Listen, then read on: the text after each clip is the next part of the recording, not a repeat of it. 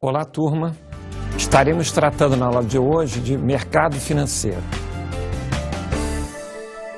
Vamos começar fazendo uma introdução para alinhar alguns conceitos importantes, como o conceito de moeda, taxa de juros, taxa de câmbio e de intermediação financeira.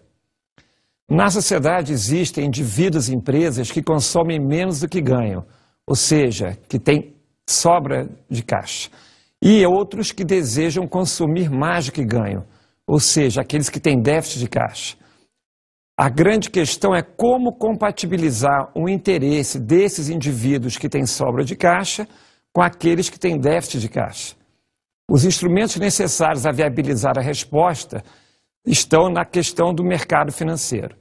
Embora esses mercados sejam globalizados, espalhando-se por todos os países, englobando vários tipos de operações, podemos defini-lo como o local onde as transações financeiras são realizadas.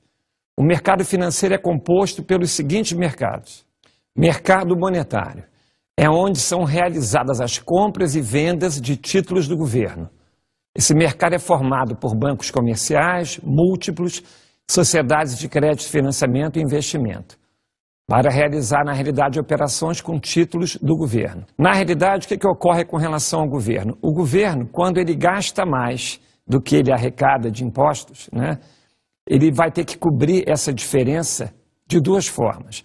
Ou ele emite moeda, ele manda a Casa da Moeda emitir dinheiro, o que é ruim, porque isso acaba gerando inflação, ou ele, então, tem a possibilidade de emitir títulos, Ou seja, o governo faz uma captação de recursos oferecendo títulos para a sociedade, para tomar esse dinheiro emprestado. Naturalmente que essa é a alternativa preferida. Mercado de câmbio. Mercado onde são realizadas as operações de compra e venda de moeda estrangeira. Esse mercado inclui as negociações entre empresas e entre residentes, domiciliados ou com sede no país e no exterior. O regime adotado pelo Banco Central é o regime de câmbio flutuante, Na realidade, o câmbio tanto pode flutuar para cima ou para baixo, em função das forças de mercado.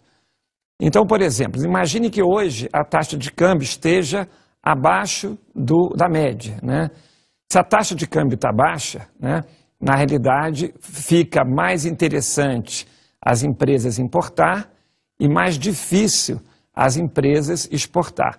Então, se houver um aumento na demanda por importação, e mais pessoas também querendo viajar para o exterior, esse aumento na demanda vai acabar provocando uma elevação nessa taxa de câmbio. Se essa taxa de câmbio subir demais, aí o processo se inverte. Começa a ficar caro importar e mais barato exportar, o que acaba depois jogando essa taxa de câmbio para baixo. Enfim, então essa taxa ela vai flutuar com base nas forças de mercado. Aumentos, por exemplo, forte na entrada de dólar no país, se mais investidores quiserem investir no Brasil, e se mais exportações estiverem sendo feitas, essa entrada de dólar também ela acaba jogando a taxa de câmbio para baixo, o que também vai acabar favorecendo depois a importação e dificultando as exportações. Enfim, é uma taxa que vai oscilando ao longo do tempo.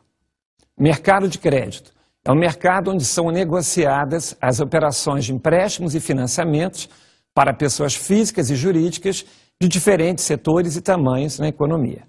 Vamos falar agora sobre o mercado de capitais. O mercado de capitais é aquele onde são fechadas as operações de compra e venda de ações, títulos e valores mobiliários, efetuadas entre pessoas físicas e empresas. Na realidade, são obrigações que têm que obrigatoriamente passar por um intermediário financeiro, Então, por exemplo, quando uma empresa ela emite ações, o comprador dessas ações vai passar por uma distribuidora de títulos e valores mobiliários, Da mesma forma, quando uma empresa ela emite uma debênture, que é um título de dívida de longo prazo, isso também vai passar pelo intermediário financeiro, Para qualquer tipo de empresa, governo ou pessoa física atuando no mercado monetário, de crédito, de câmbio ou capitais, independente do tipo de mercado, existe uma variável que impacta a todos eles. Essa variável é a taxa de juros.